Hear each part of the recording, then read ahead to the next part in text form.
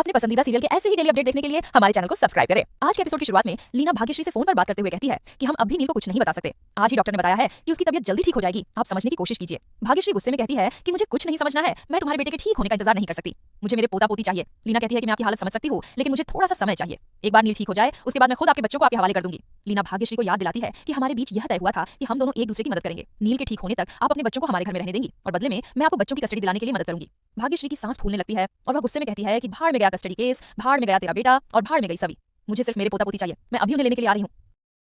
ऐसा कहकर वह फोन काट देती है। भाग्यश्री की सांस फूल जाती है और वह रिद्धि को आवाज देते हुए बेहोश हो जाती है। रिद्धि उसके पास आती है और वह घबरा जाती है। वह भाग्यश्री को इनहेलर देती है, लेकिन भाग्यश्री को होश नहीं आता। रिद्धि घबरा जाती है और वह सभी को फोन करती है। दूसरी तरफ सभी रिद्धि से बात करके हैरान हो जाती है। वह रिद्धि से कहती है कि तुम मम्मी जी को लेकर सिटी हॉस्पिटल पहुंचो, मैं अभी वहां आती हूँ। सभी जल्दबाजी में वहां से निकल जाती है। लीना भी भाग्यश्री की तबीयत को लेकर काफी परेशान होती है और भगवान से उन्हें जल्दी ठीक होने की प्रार्थना करती है। प्राची लीना को शांत रहने के लिए कहती है। तभी नील आता है और उनसे पूछता है कि क्या हुआ। प्राची बहाना बनाकर बात टाल देती है। इसी बीच नील सभी के बारे में पूछता है। लीना हकलाते हुए जवाब देती है कि उसे ऑफिस से कोई इमरजेंसी कॉल आया था, उसे कहीं पर रेड मारने जाना था, इसलिए वह बिना नाश्ता किए ही चली गई। तभी नील को सभी का फोन दिखाई देता है जो सभी जल्दबाजी में भूल गई थी।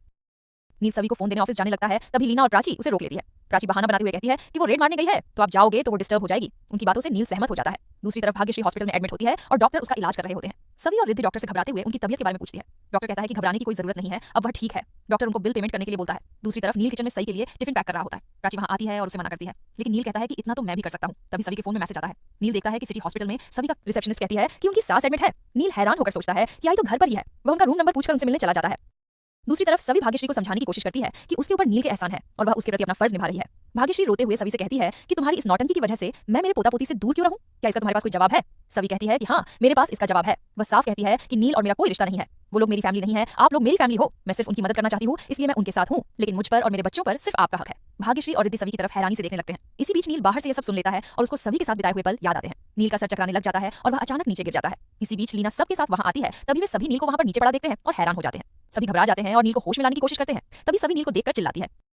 इसके बाद डॉक्टर नील का इलाज कर रहे होते हैं और उसे बचाने के लिए लगातार इलेक्ट्रिक शॉक देते हैं, लेकिन नील कोई रिस्पांस नहीं देता। डॉक्टर बहुत कोशिश करते हैं, लेकिन नील को होश नहीं आता। इसके बाद डॉक्टर बाहर आते हैं तो विनोद उनसे पूछता है कि नील अब कैसा है। डॉक्टर जवाब देते हैं कि हमने नील की जान तो बचा ली है, लेकिन वो अब कोमा में चला गया है। ये सुनकर सभी लोग हैरान हो जाते हैं। डॉक्टर बताते हैं कि नील कल भी कोमा से बाहर आ सकता है और ऐसा भी हो सकता है कि वो कभी कोमा से बाहर नहीं आए। तभी लीना को चक्कर आने लगता है। सभी उसे संभालते हैं। लीना रोने लगती है। तभी भाग्यश्री लीना को पानी देती है और उसके पास बैठकर कहती है कि मुझे पता है आप मुझ पर बहुत गुस्सा हैं, आपके बेटे की जो हालत है उसके लिए कहीं ना कहीं मैं भी जिम्मेदार हूँ।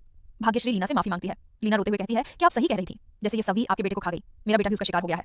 सभी हैरान होती है कि मैंने अनजाने में आपका और कई लोगों का दिल दुखाया है। भाग्यश्री उसकी बातों से भावुक होती है। सभी कहती है कि मेरे बच्चे मुझसे दूर ना हो, इसलिए मैंने नील का सहारा लिया। मैंने नील की मां को भी तकलीफ पहुंचाई है, लेकिन मैं अब वादा करती हूँ कि मेरी वजह से आपकी आंखों में बिल्कुल भी आंसू नहीं आएंगे। सभी रोते हुए हाथ जोड़कर भाग्यश्री से माफी मांगती है। वह कहती है कि आपके पास बच्चे खुश रहेंगे, मैं तो सिर्फ मां हूँ, लेकिन आप दादी मां हो, आप बच्चों को दुगना प्यार दोगी। भाग्यश्री हैरान होकर सभी की बातें सुनती है। सभी सही को गले लगा लेती है और उसे कहती है कि अपना ख्याल रखना, दादी का ख्याल रखना और कियान का ख्याल रखना। सही प्रॉमिस करती है। सभी रोते हुए कियान और सही को भाग्यश्री के पास छोड़कर चली जाती है। सही भाग्यश्री से सवाल करती है कि परी मम्मा ऐसा बोलकर क्यों गई है, वह कहाँ जा रही है। उनकी बाबा भी सुबह से नहीं दिख रहे हैं। वह दादी से जवाब मांगती है, लेकिन भाग्यश्री असमंजस में पड़ जाती है और इसी के साथ एपिसोड खत्म हो जाता है। अगले एपिसोड में देखने को मिलेगा कि सही सभी को बताती है कि पू की बाबा को होश आ गया है। सभी आज का एपिसोड आपको कैसा लगा हमें कमेंट करके जरूर बताएं। साथ ही ऐसे ही डेली अपडेट्स के लिए इस वीडियो को लाइक करें और हमारे चैनल को सब्सक्राइब जरूर करें।